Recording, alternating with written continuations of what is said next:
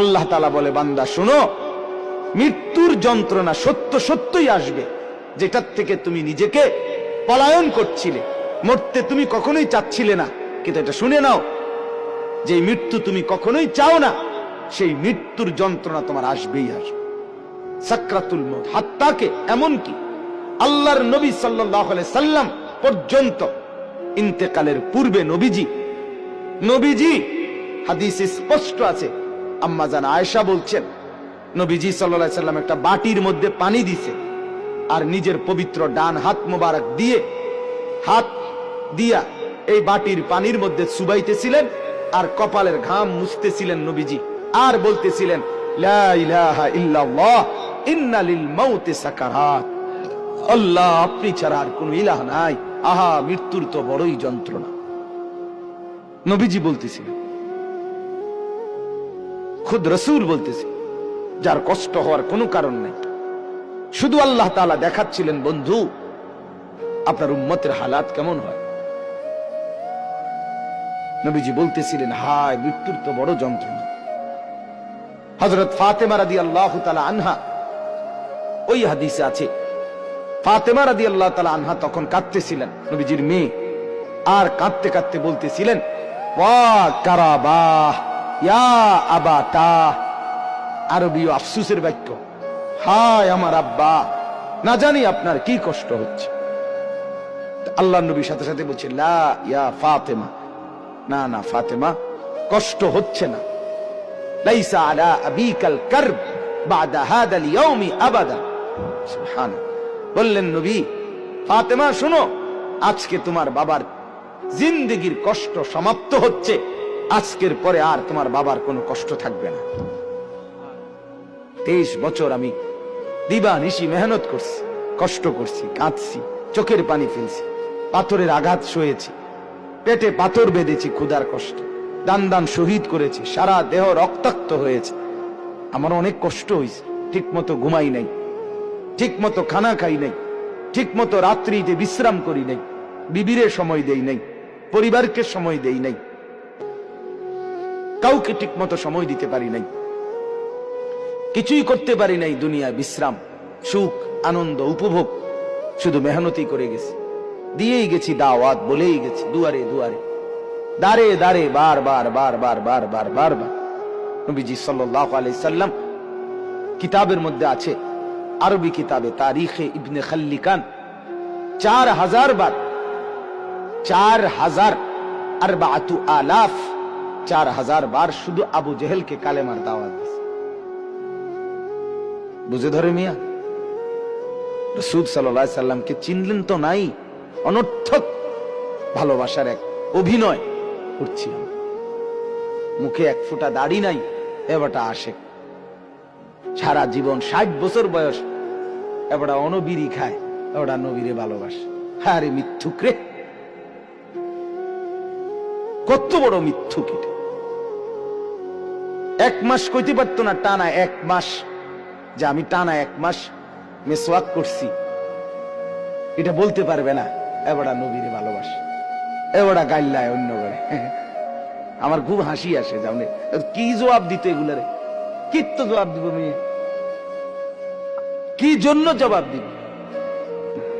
মৃত্যু তো খুব দ্রুত, আজ না হয় কাল, এবছর না হয় সে বছর, মরতে তো হবেই, আখিরাতে তো যেতেই হবে, কোনো সন্দেহ নেই। এজন্য বলতেছিলাম, আল্লাহর নবী সাল্লাল্লাহু আলাইহি ওয়াসাল্লাম বললেন যে আজকের পর থেকে তোমার বাবার আর কষ্ট থাকবে না।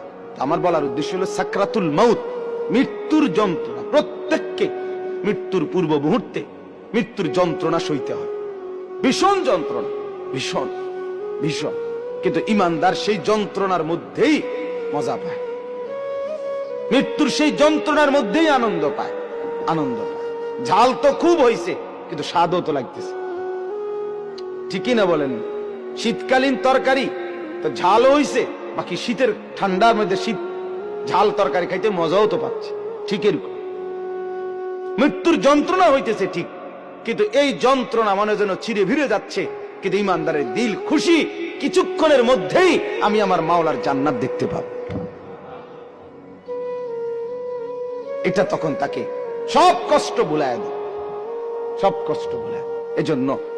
এজন্য হাদিসে আছে নবীজির মৃত্যুর যন্ত্রণা তো হচ্ছে মৃত্যুর সময় আল্লাহর নবী জবানে কি বলতেছিলেন, আল্লাহুম্মা রাফিকাল আলা, আল্লাহ আমি পরম বন্ধু শ্রেষ্ঠ বন্ধু আপনি মাওলার সান্নিধ্যেই যেতে চাই। তার মানে যেন আল্লাহ তাআলা বুঝাইছেন বন্ধু মরবেনও না, আমাকে আর পাবেন কেন, মরতে তো হবেই, আসতে তো হবেই আমার কাছে। একটা মজার উদাহরণ শুনেন, আমরা কিতাবে পড়ছি ইব্রাহিম আলাইহিস সালাম, ওনাকে মালাকুল মউত আজরাইল ওনার জান কবজ করার জন্য আসছে। তা আসার পরে আজরাইল জি বলছে, হে আল্লাহর নবী ইব্রাহিম, আমি আসছি আপনার জান কবজ করতে, আপনি যাবেন? ইব্রাহিম আলাইহিস সালাম তখন মালাকুল মউত আজরাইলকে বলছে, আজরাইল কি বললা এটা? আচ্ছা তুমি আল্লাহকে একটা কথা জিজ্ঞেস করো, গিয়া যাও, একটা প্রশ্ন আমার। বলছে কি বলেন? তখন ইব্রাহিম আলাইহিস সালাম বলছে আল্লাহকে তুমি গিয়া বলো, আয়াকবিজুল খলিলু রূহা খলিলিহি, কয় বন্ধু আরেক বন্ধুর কি জান কবজ করে? বন্ধু কি বন্ধুরে মাইরা ফেলে? কসাইডে কইতে কম, মানে আমি না আল্লাহর বন্ধু, তা বন্ধু কেমনে বন্ধুর মাইরা লায়? এটা কেমন কথা? আজরাইল গেছেন আল্লাহ তাআলাকে শুনাইছেন, আল্লাহ তো শুনছেই, তো আল্লাহকে বলছে রব্বুল আলামিন, ইব্রাহিম তো এটা বলছে, কি বলতাম? তো আল্লাহ তাআলা ফেরত আরেকটা কথা বলছে যে আজরাইল তুমি গিয়ে এটা বলো ইব্রাহিমকে। এবার দেখো কি কয়। আজরাইল আসছে, আয়েশা বলতেছে আল্লাহ বলছে আপনাকে জবাবে, আয়াকরাহুল খলিলু লিকা খলিলিহি, বন্ধু কি বন্ধুর সাক্ষাৎ পেতে চায় না? বন্ধু কি বন্ধুর মোলাকাত পছন্দ করছে না? বন্ধুর সাক্ষাতে যাবেন না? ইব্রাহিম আলাইহিস সালাম সাথে সাথে বুঝে ফেলছে, হায় আচ্ছা তো আসলে মৃত্যু না, এটা তো আমারে মেরে ফেলা না, এটা তো আমার রূহ কবজ না, বরং আমাকে তো আমার মাওলার সাথে মিলায়া দেওয়া। তখন সাথে সাথে উনি বলছে, ইকবিদ রূহি আল আন ইয়া মালাকাল মউত, হে আজরাইল মালাকুল মউত, এখন আমার রূহ কবজ করো, আমি বন্ধুর কাছেই যেতে চাই।